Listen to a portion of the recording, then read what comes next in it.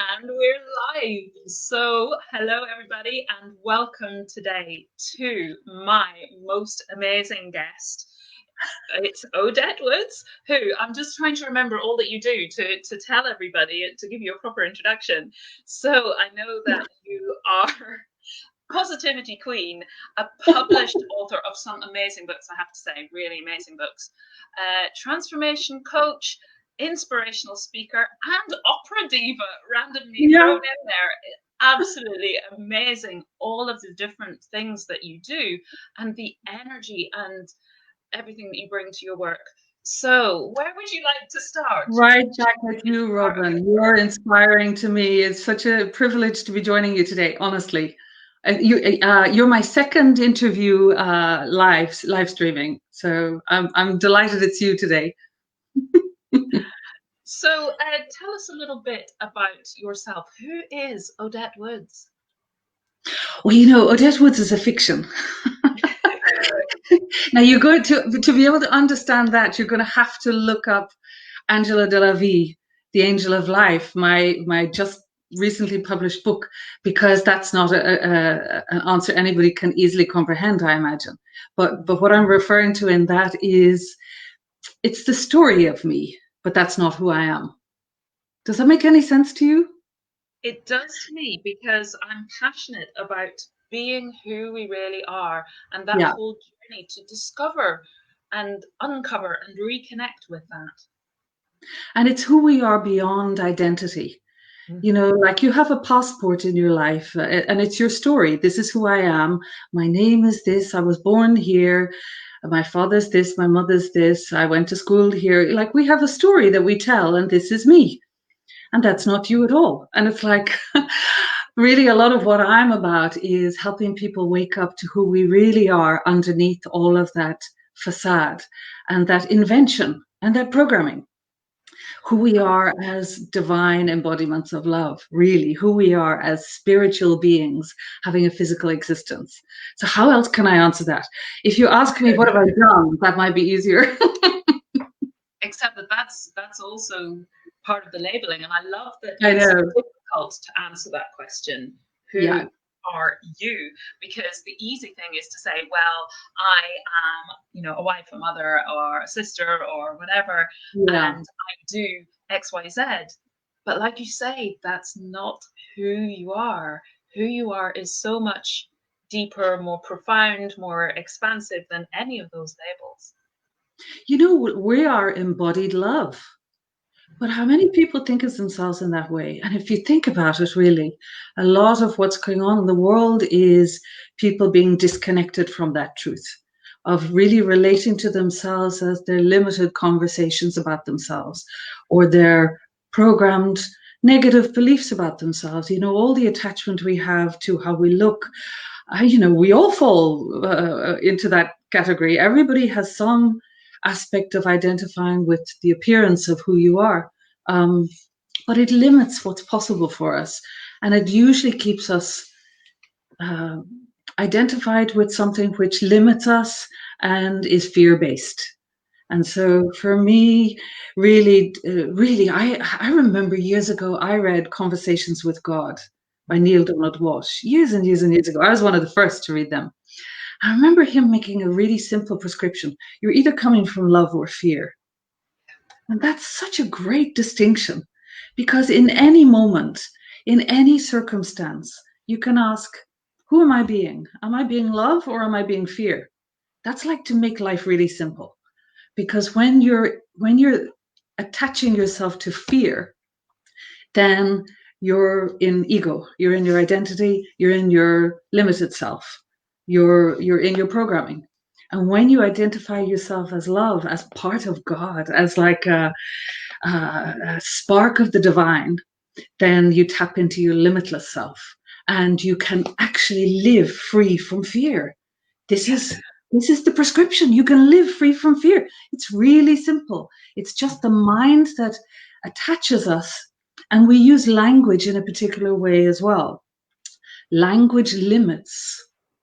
Language uh, categorizes and limits who we are, And we are declaring who we are throughout the day, every day, and limiting our very experience by uh, making declarations unconsciously most often as to who we are, and then we're recreating that belief.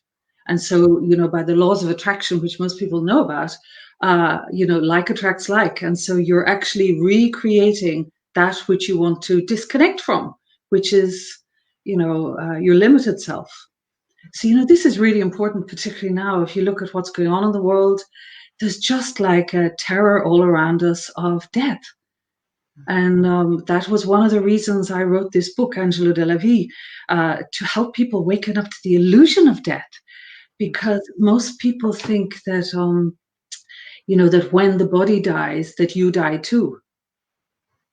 And I have like 30 years experience of working with people undergoing cancer treatments and people, particularly at the end of life, actually helping people transition from the physical to the non-physical, leaving the body in what everybody calls death.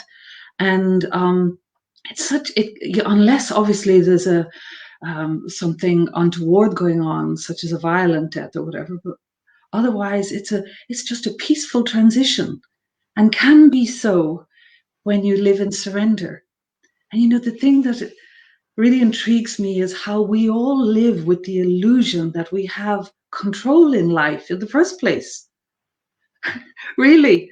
And it's like that's like what the mind tells us, that you are in control. And so we desperately try to be in control when in fact you cannot be in control. Who breathes your breath? Who keeps your heart beating? The body works on its own, but from a sort of a divine intervention, really.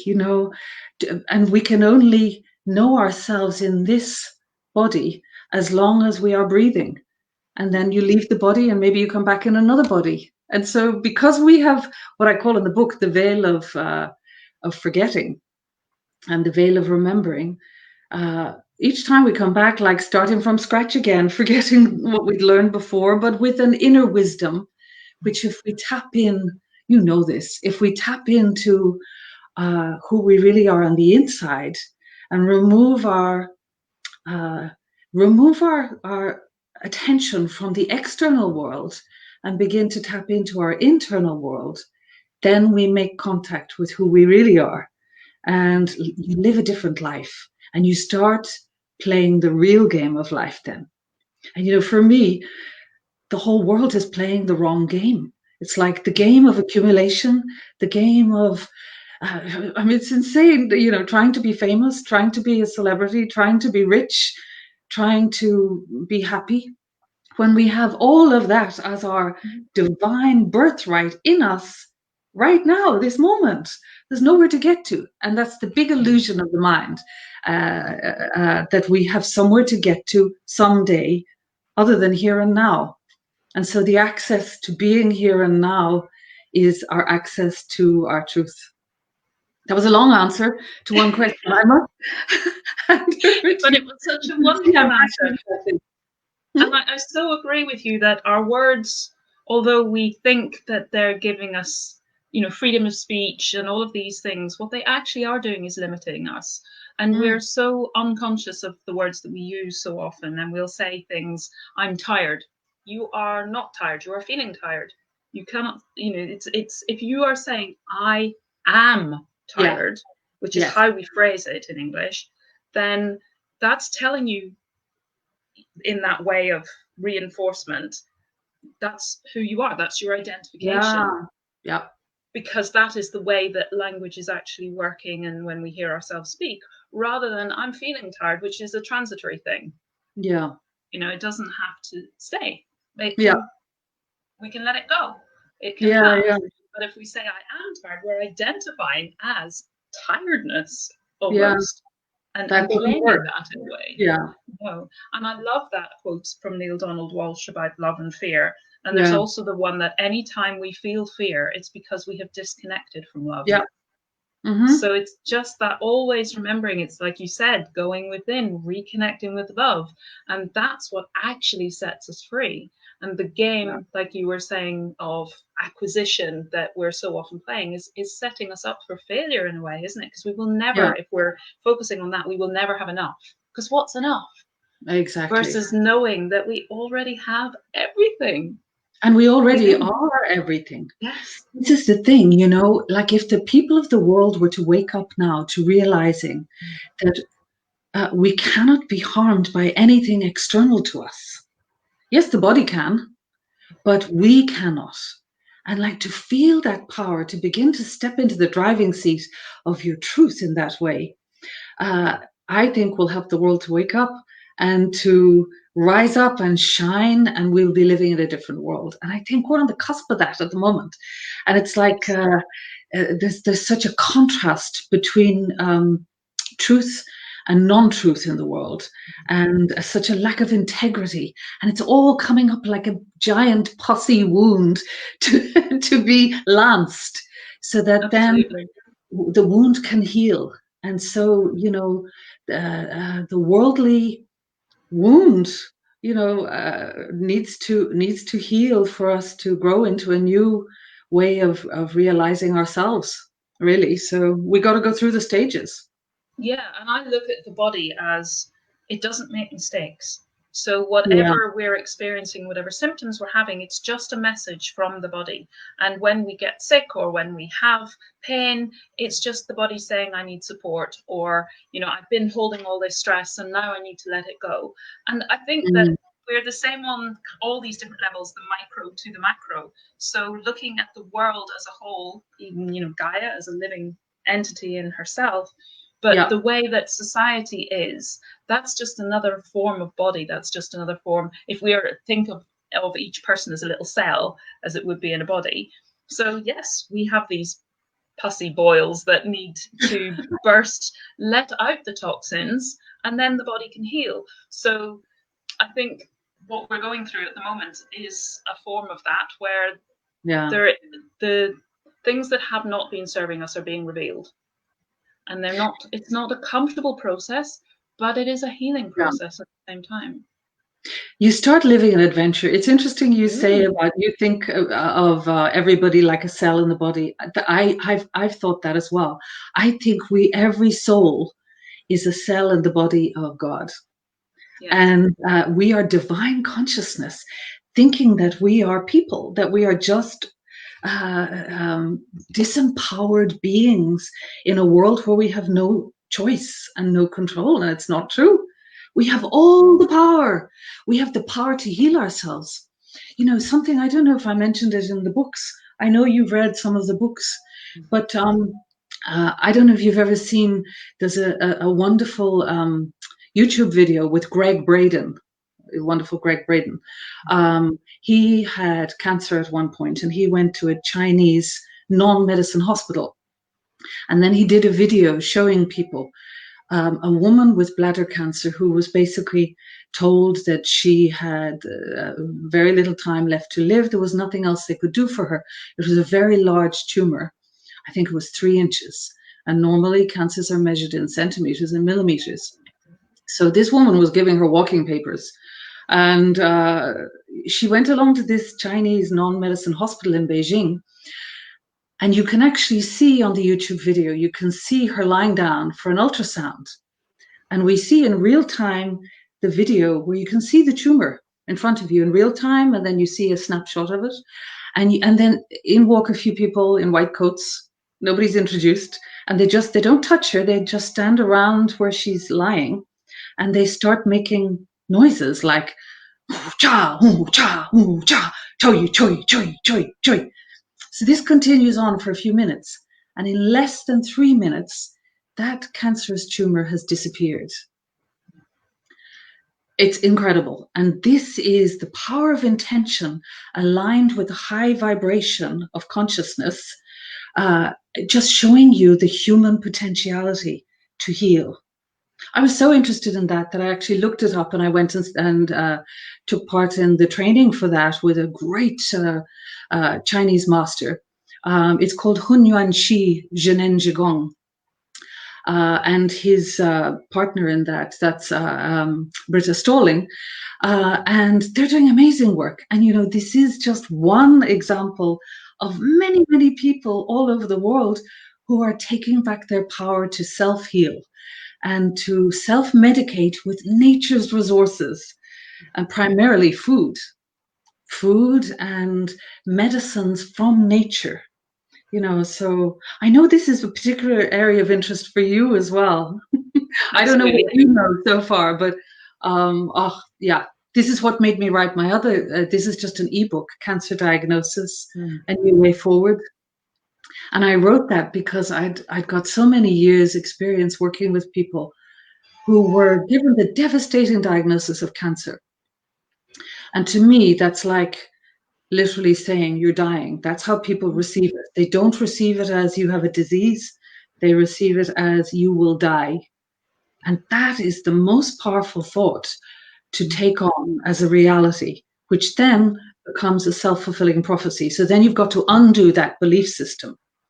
And I just wanted people to have an opportunity to take a step back and to not be a reaction to fear, and to take the time to basically choose consciously what their plan of action would be.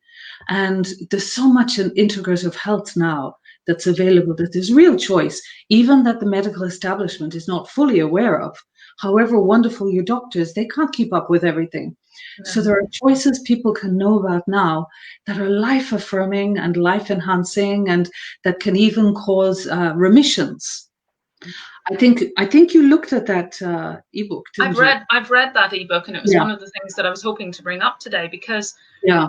I have learned about diagnostic shock. So for me, everything that happens in the body, if it leads to disease, is because of a shock that we've experienced. And in that moment of fight or flight and freeze, we create a belief.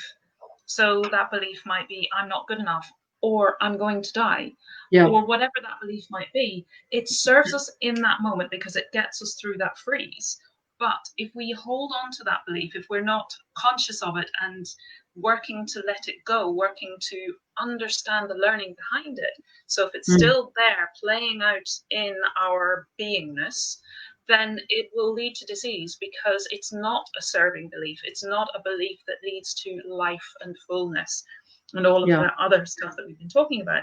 So if you have that diagnostic shock and you have that belief in that moment, I'm going to die, there needs to be a way to let that go, or it will, like you say, become a self-fulfilling prophecy.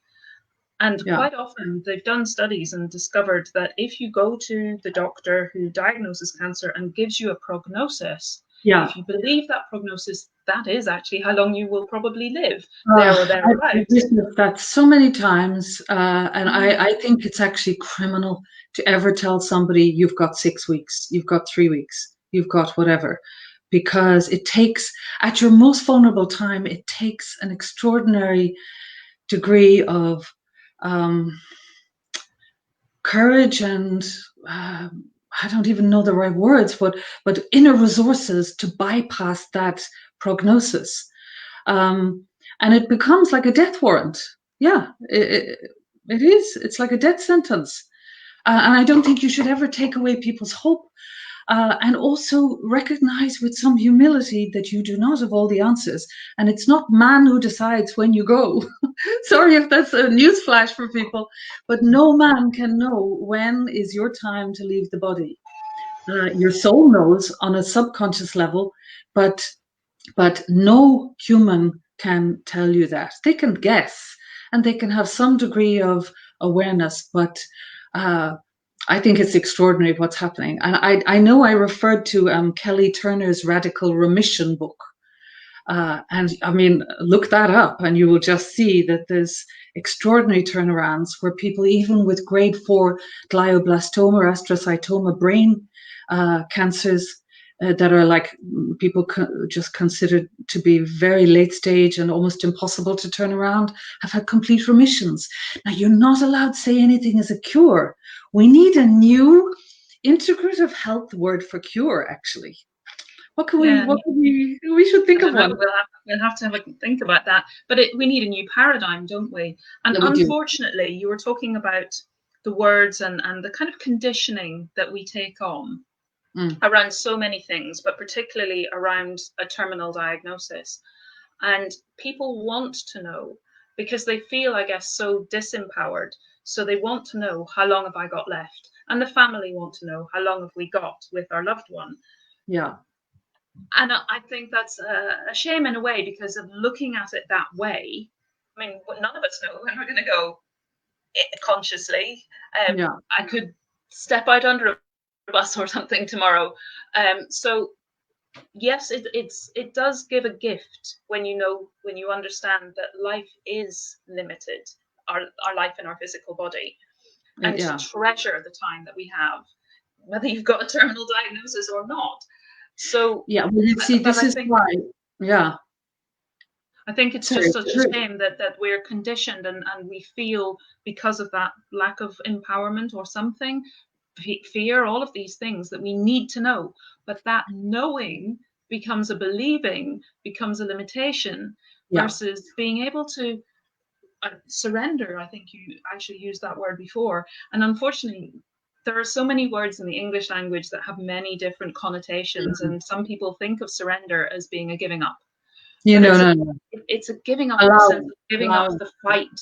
Stop fighting and Yeah, just because all this allowing. fighting cancer is going against, yeah, it's the wrong attitude. You fight anything and you create a resistance in the body, which enhances the thing you're trying to resist. So that's never a good idea. But you No. know, something I discovered as well is many people along the way, firstly, are not willing to change. Many people are not willing to do what it takes to live a healthy life. They want to hold on to their habits. They're locked into their habits, and I'm not judging anyone, but you know, each action has a consequence. And even sometimes people, when given choice for a life-affirming, holistic approach to disease, would rather just do what they're told by the doctor, and literally will die for that, rather than even look outside the box at what else is possible. And it's fear. That's fear. It's Well, like this is it. wanting to I think trust we the I think we parent need who, to look we need to look at that mindset as well, don't we? It's yeah, not just, absolutely. oh well, you don't want to, but why don't you want to? If Yeah, our soul is the spark of the divine, as you've said, and that means that we are life, we are love, we are breath. So that part of us wants to live, because it is never going to die. I suppose it yeah. also knows that there is that truth. But We got to get out close. but if we are that, then we would, in from choosing from there, choosing from love, choosing from life, choosing from that spark, we would choose to be in our fullest power. And yet something holds us stuck.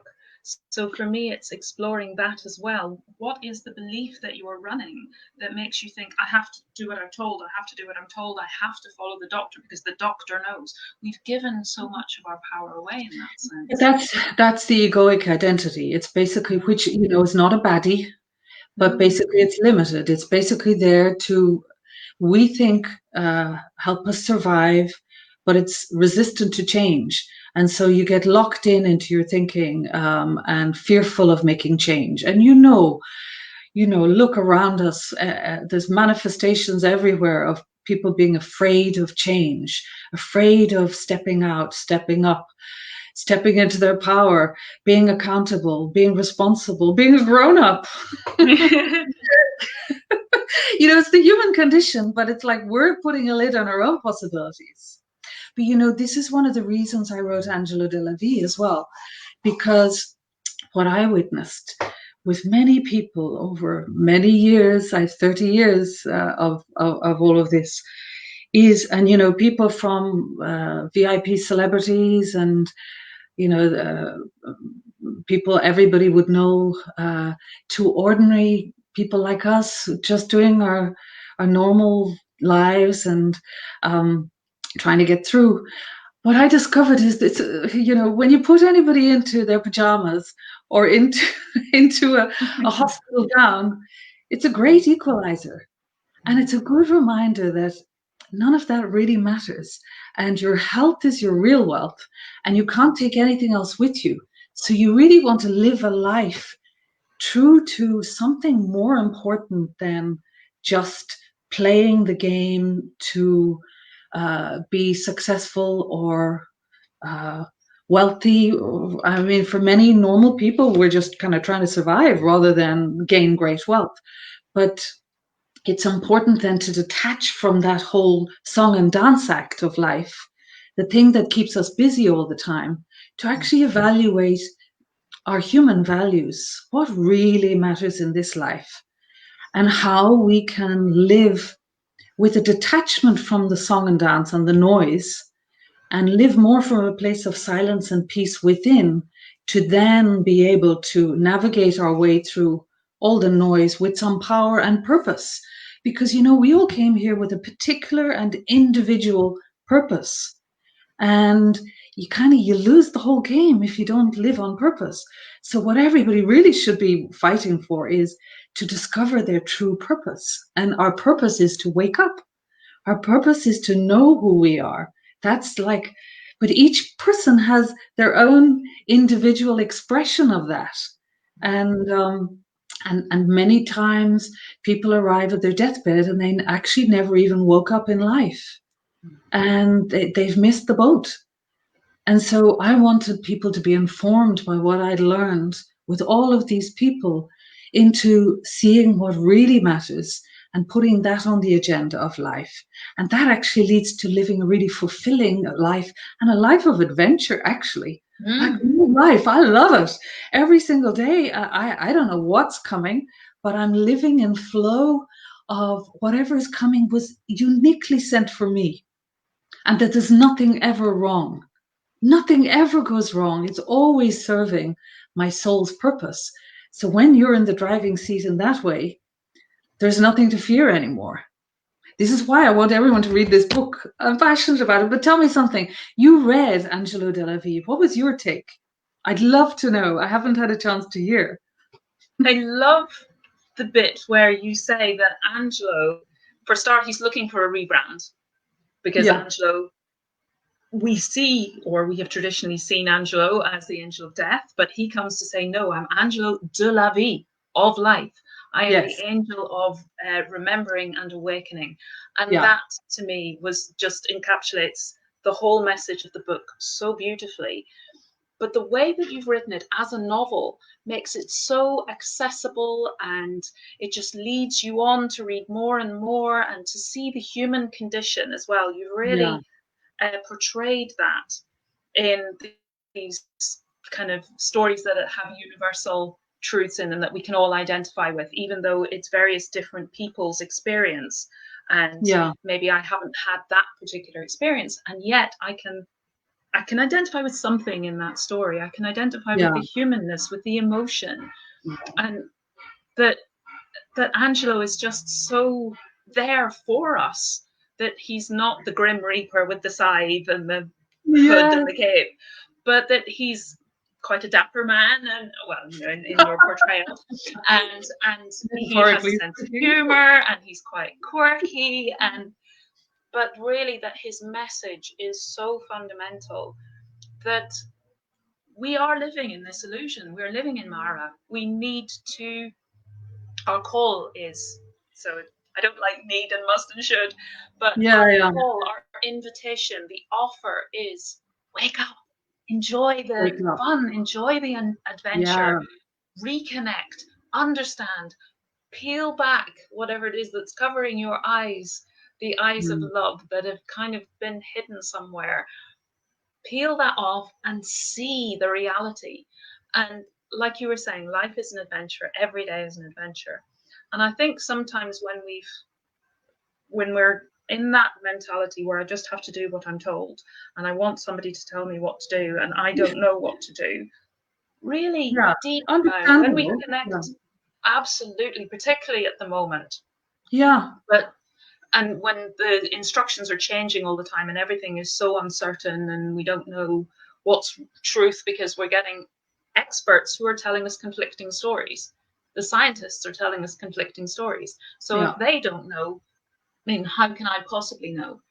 But deep down, we know what's true for us. And I think this time, because the experts can't agree, is showing us as a collective that it doesn't have to come from the scientists. It doesn't have to be a truth that is proven, because even that isn't necessarily true and it could change tomorrow. So what we need to do is tune in to what is true for me at my soul level. And instead of giving our power away and you choose for me and you tell me what to do, I will do but it needs to be from that soul level rather than just flippantly, oh, I think I should do this and I think I can get away with that or whatever, but really tuning into that deep stillness that you talked about, and letting the knowing, the wisdom flow from there and living that. And that, from an egoic perspective, is quite scary because there's no structure to it. And where do I go? What do I do? So we resist. And yet when we're in there, we realize that it is an adventure, and it's that thing as well of anxiety versus excitement, where they're actually quite similar things, but anxiety is turned inward, excitement is turned outward. So it looks anxious from the perspective of ego. How can I cope without a structure and rules to follow? But when you're in there, you see, no, it's expansive, it's joyful, it's endless possibilities. It's, all of these wonderful things, like you say, adventure. I love that word. Well, one of the things I mentioned in the book, I know you'll remember this, is a practice, like a simple practice for anybody who's watching now who could, because we're talking in terms of concepts a little bit, and you need practices. And one very, very simple practice is using the word soul and hum for a breathing in and a breathing out. So like I'll show you just for a moment. So as you breathe in, and hum as you breathe out. So hum. And what's happening when you do that? So obviously you don't have to say the words out loud. I'm just demonstrating. But what you're breathing in is, these words signify, they mean, I am that. And by I am that, you're disidentifying from the mind and from the body and identifying with your own divine essence. I am that.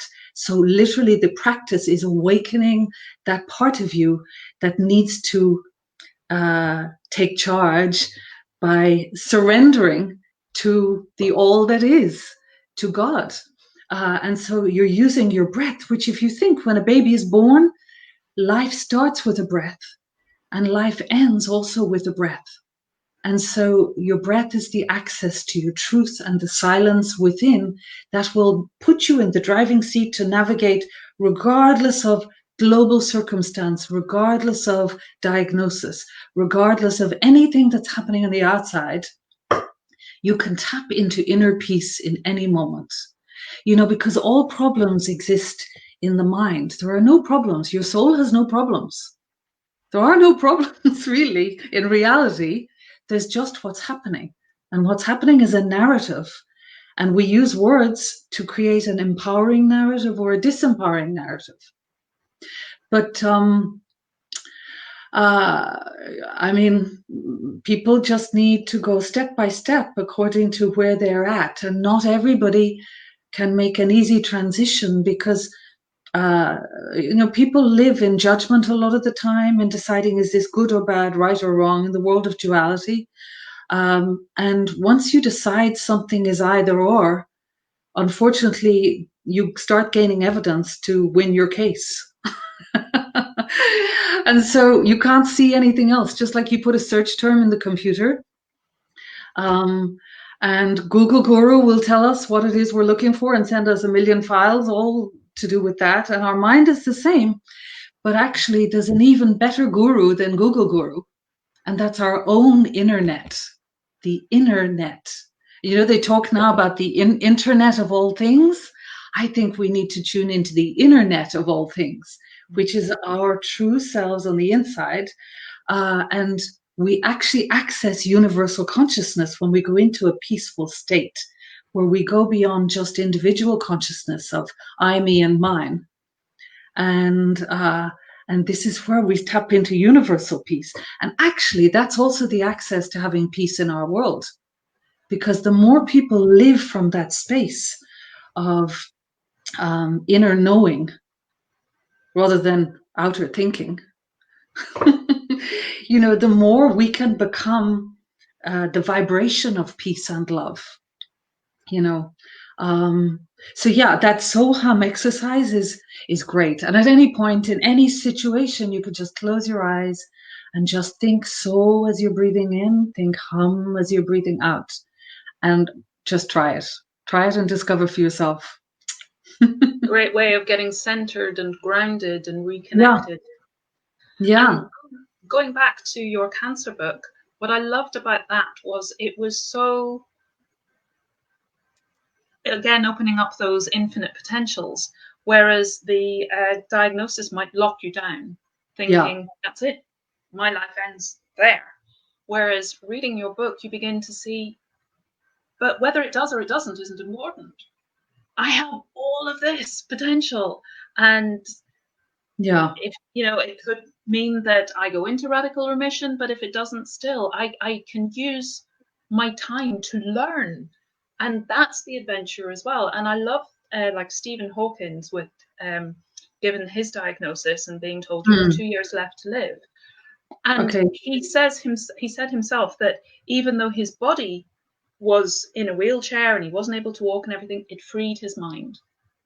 So I think that whatever we have going on in the external, we still have so much that we can do. And if it's that we go into remission and we start living in a physical sense to the full again, or if we find some other way, because there's so much more to life. Like you were saying, the soul cannot be harmed. The body might experience harm, but the soul can't be harmed, and it goes on forever. So there's so much that we can still do from that perspective. And I loved that your book on cancer opened that all up. Just reconnect with yourself, find out who you are. The only thing I'd say about that is it's kind of it was the first one I wrote, and I was actually giving a talk at the Birmingham NEC at the time to oncologists who came to a convention for cancer in Europe, all the European doctors and oncologists and people involved in the cancer industry, you might say. I was giving a talk there, and the book is just a starting point because it's an ebook and it's limited in that way. It was really just addressing the point of diagnosis. I've just written another little one, and that's basically Cancer Hope Line for the carers, to really help people who are the bystanders and the carers, the loving carers, either as family and loved ones or people who are involved in professional care, in how to approach people with cancer, because the one who has cancer is living with fear already and enormous vulnerability, insecurity, and subject to the opinions of others. The Ain't It Awful Club can show up. Oh, I know somebody who had that cancer. Oh, yeah, she died, poor thing. All of this goes on. And it's like all programming. And I want people to be free of all of that. But I must say as well, though, and this is relating to both of those particular books, I'm not diminishing in any way the extraordinary challenges. And particularly right now with COVID, I'm not saying that death isn't a terrible loss of the person. So I'm not saying any of that. We all have attachments to people in our lives. I'm not saying that there isn't a terrible grieving loss. But when you realize that it's a transition rather than an ending, it can help that. So there's no lack of compassion for people struggling with grief or with fear, but basically to be embraced in the arms of love rather than running away from fear is a better position to be in, So it's from that angle. But for people who are looking after somebody with cancer, they need support. And so I try to offer that to people, you know, in mentoring or whatever I'm doing with them, workshops. But really, people kind of need to be educated how to think differently. And it's just the next level. It's just the next level. The world is opening up to new ways of relating, and our consciousness is raising also, or for some people. Um, and, you know, I think it's a very exciting time. You know, it might look to external circumstances as though we're in a terrible time, but it's a time of great possibility and the potential for rebirth and reinvention and reformation of our beliefs and expansion of our consciousness, upliftment of humanity, really.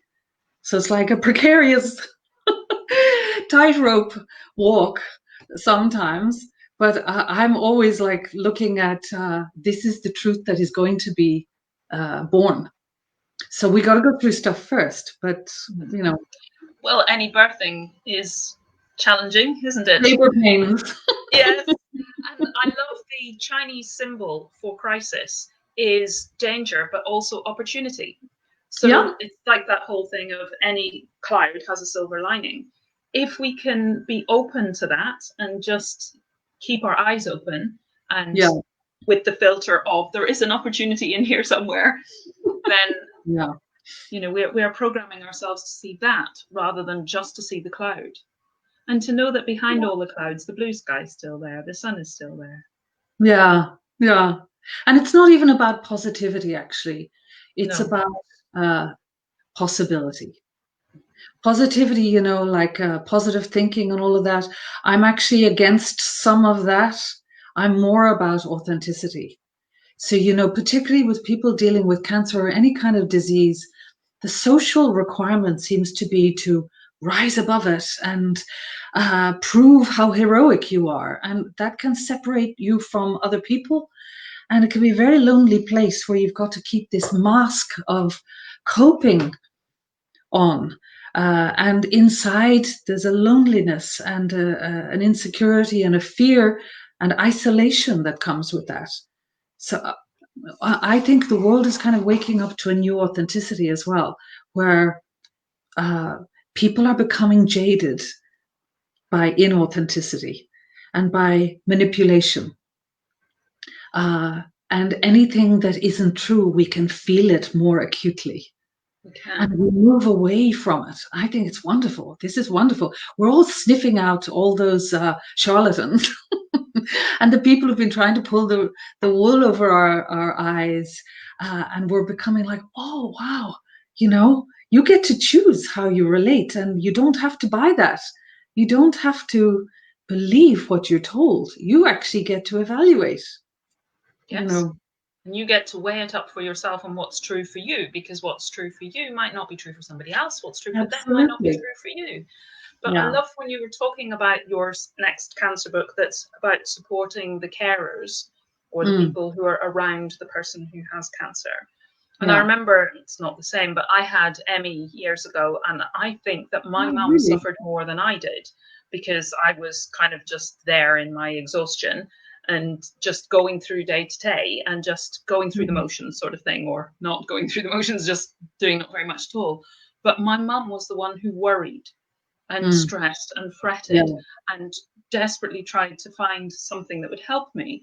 So I think that many people who are in a caring role or in a family friends of the person with whatever the diagnosis might be are in that role. And like you say, they desperately need support as well. Yeah. And in your cancer book, I remember there was a part where you were talking kind of to the carers about what to say, what's the right thing to say, how do you support that person, particularly if they decide that they don't want to go down the conventional treatment Yeah. route. Yeah. And because a lot of people might, if their belief system is, but that is what you must do, you must have an operation, you must have chemo, you must have Yeah. radiotherapy, but the person themselves is saying, no, I don't feel that that's right for me. Mhm. And this is my choice.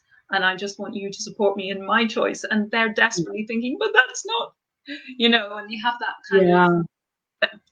opposition of views. So I think that carers need support in that as well. Yeah, they really do. Yeah. It's a minefield, actually. And, I would often discover that, quite sad really to think that many people arrive at the departure gate and they kind of like when you really listen to them with love, when you really listen with your heart, there's something transformational in that which frees people um, from the burden of never really being heard. Because this is one of the casualties of our fast paced life nowadays. Nobody really listens deeply to what's going on for other people. We're all just so busy and this is why I love coaching. Because for me, coaching is giving another person the space to feel seen and heard and known on the deepest level.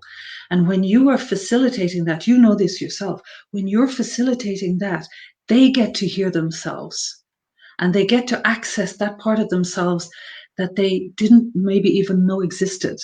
And it's a kind of waking up. And to me, when you're on your deathbed, it's a little bit late to, it's really sad that you can live life without that presence, because this is the gift, the greatest gift you can give anybody is the gift of your loving presence. And this is why I love coaching people. I love one-on-ones. I'm doing some group coaching, but I love one-on-ones because it's genuinely coming from loving service and knowing that basically each person is a mirror of ourselves. We all have different forms, different accents, different appearances, different nationalities, races, religions, whatever. But we're all basically the same because we are not that external identification. We are who we are on the inside, and that is oneness. And that oneness gets connected in loving presence. So, yeah, I love coaching. And so, what I'm balancing at the moment is being available for coaching and writing and doing public speaking. But I don't want to lose that connection to people because really, I'm sure you feel this the same, Robin. My desire is to help, to help, to love and to serve people and to be the difference that can help people find their way free from fear, and yeah, to me, that's the greatest privilege. That's why I loved, I was being an opera diva. I sing opera and that was great, but it was like the world of the ego and pomp and fame and celebrity and people saying, aren't you wonderful? And that was, I love singing for its own expression, my own self-expression. But I found myself when I was like really taking care of people and listening to people going through this suffering. And I found that I wasn't there, that the me was not there, and the true me showed up. Yeah. And this is the gift as well that I'd love whoever happens to watch this video to see. If you want to know who you are, serve others, help others. That's when you'll discover who you are, really. And I had like 30 years, particularly, of experiencing that. And I really woke up to my own truth. And that's why I know it's so important as the gift for people to access that part of themselves. Because from then, once you've experienced your true self, it's easy then to tap into it. It's easier to tap into it, that truth. Yes, absolutely. Once you get to see it, and then you know that it's there for a start. Because if you've never seen it before, how can you trust that it really is there? If you're going to take that leap out of ego, where am I going to land? Is there anything there? And there's nothing to see either. It's not seeing, is it? No, it's being. It's feel. It's so if you have somebody there who can listen and hear and reflect and all of those things and show you who you really are, that you are there, that you are magnificent. And like you say in coaching, that is the gift, that is the miracle moment when somebody suddenly sees themselves as who they really are and are quite shocked almost in a wonderful way. Oh, that's who I really am. It's there. I'm real. You can see me, you can hear me, all of those things. And I think going back to you were saying about the deathbed, where somebody maybe suddenly, because they are in that moment of just letting go and allowing, that they can express who they really are and be seen and be heard for that. And sometimes, the lack of being able to do that earlier on is, as you say, so sad. And I think, again, probably due to fear, we're afraid on so many levels. And I've heard so many times about people who they know that they're dying, but they don't want their family to know, thinking that the family don't probably already know, which they might do, but they don't want their family to worry. So they don't talk about their own stuff, like you were saying, they hold all of that in. And the family are probably doing the same. We don't want the doctors to tell them that they're dying because that would be too upsetting for them. So we will just carry that burden. But the burden is doubled because they're both trying to hide it from each other. Conspiracy of silence. Yeah. And then when they can actually on the deathbed, maybe when it's obvious to everybody, then they can open up. And suddenly they realize. No. Some people die with, with their songs still in them. Many, many do. Many fight to the bitter end to hold on to their identity. And, so you need to understand there's no judgment from my point of view. I just find it sad because when love comes to meet you, if you're still in chains and you can't find your way out, it's a sad thing. It's a sad thing that you cannot know the truth of who you are in this physical body, in this incarnation, in this lifetime. But and I think that's when you're talking about helping. I think that's what I most want to be able to support people in finding, to see. Because I believe very passionately and very strongly that each of us is that spark. Each of us has our own gifts.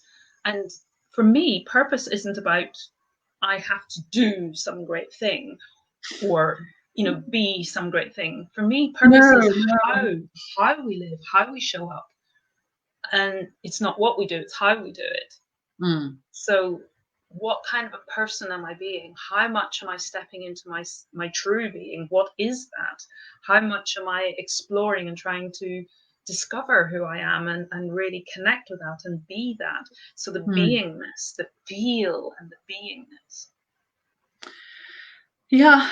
And it's a challenge as well because, like right now for me, I feel there's so many people I can help.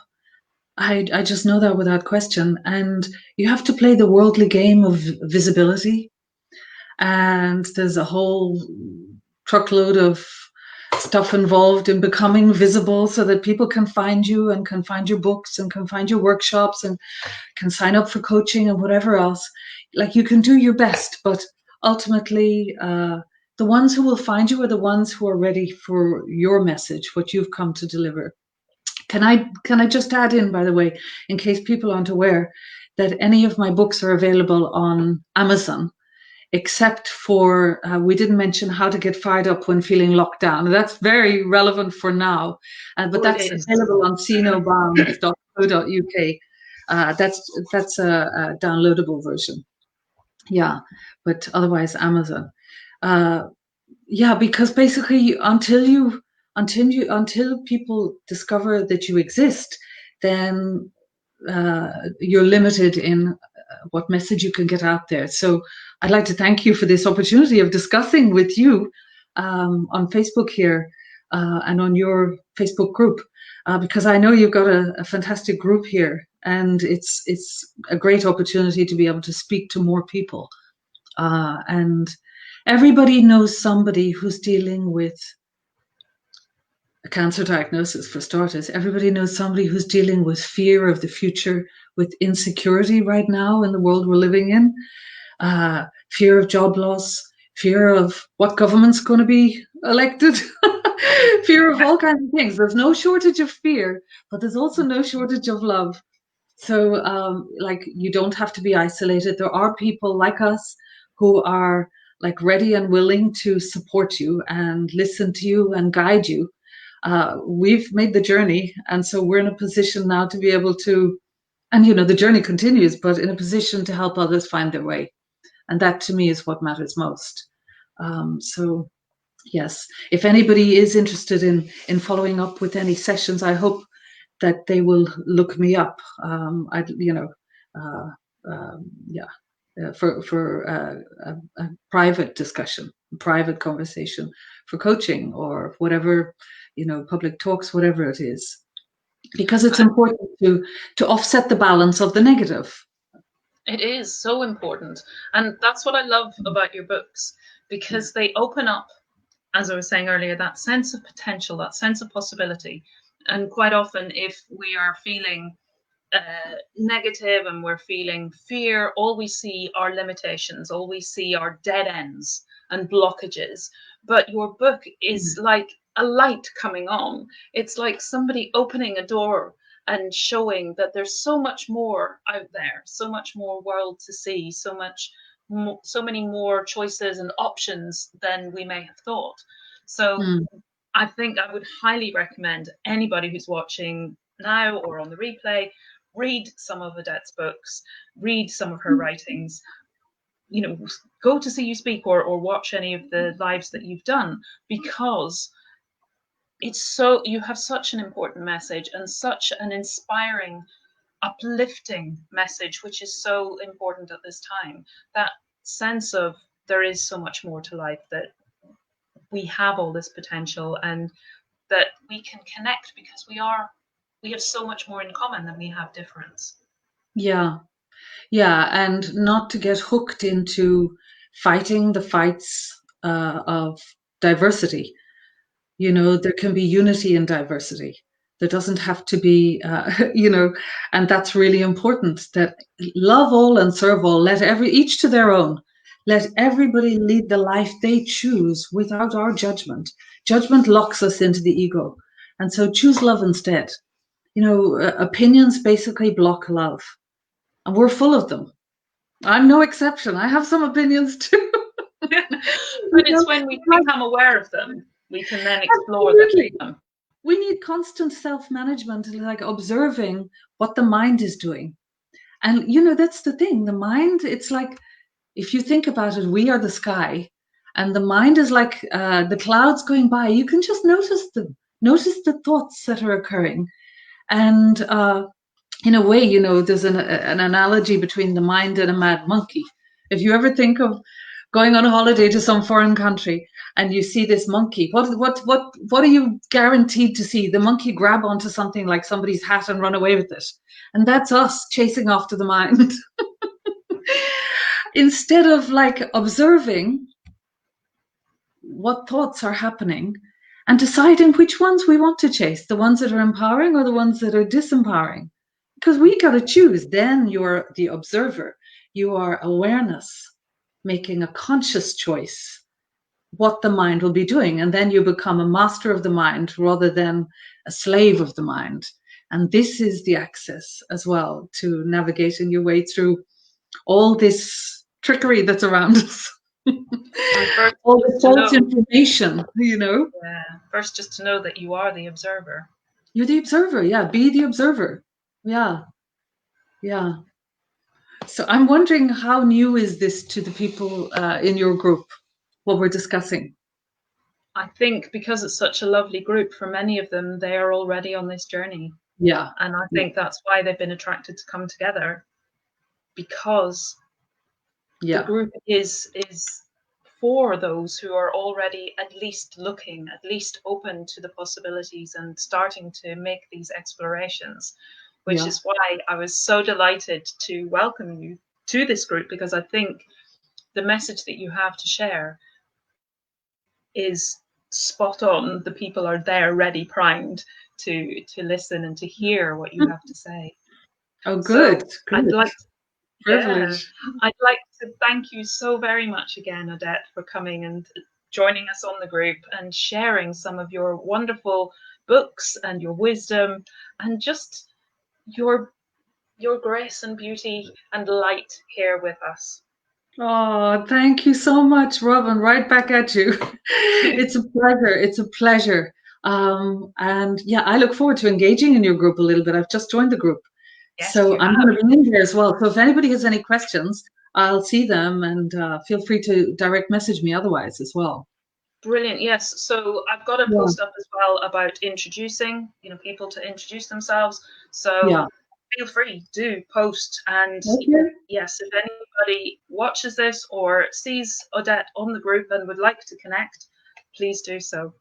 Yeah. So I will round it up for now. And again, thank you so much, Odette.